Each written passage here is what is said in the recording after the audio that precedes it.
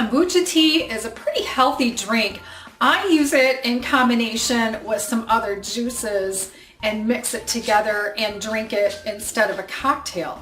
But it is expensive, but I'm going to show you how to make your own. And it all starts with making what they call a SCOBY. You can buy a SCOBY, but I thought, why not buy it, or why not make it myself? So we're gonna start by making 1 cup of tea, and I also bought some kombucha, which is part of starting the SCOBY.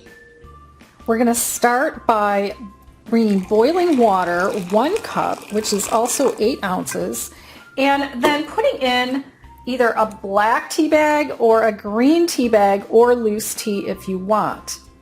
And then while it's still hot and while it's steeping, you want to add 1 to 2 tablespoons of white sugar or cane sugar. Now I'm adding 2 tablespoons and stirring. The water has to be hot in order for the sugar to completely dissolve.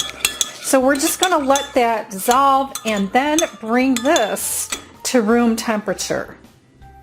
Now that the tea has completely cooled with the sugar in it, I'm going to pour it in a larger jar. Now this jar holds 24 ounces, and I have here, I'm actually going to start with a 16-ounce bottle of kombucha. I just bought the original, and I already opened it so I wouldn't have a surprise. I'm going to pour the whole thing in there.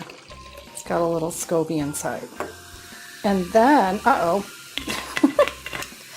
then you want to cover it, but not with the jar cover that comes with this. One of the things that's suggested is to cover it with a coffee filter.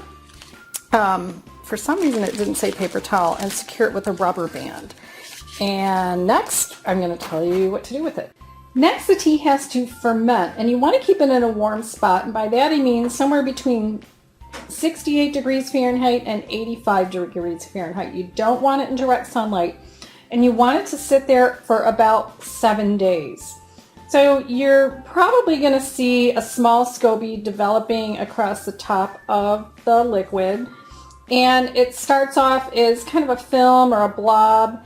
It'll get thicker. Now, if after a week it's still not there, that's okay, but if it doesn't develop, that SCOBY doesn't appear within 3 weeks, just get rid of the batch and start over, unfortunately.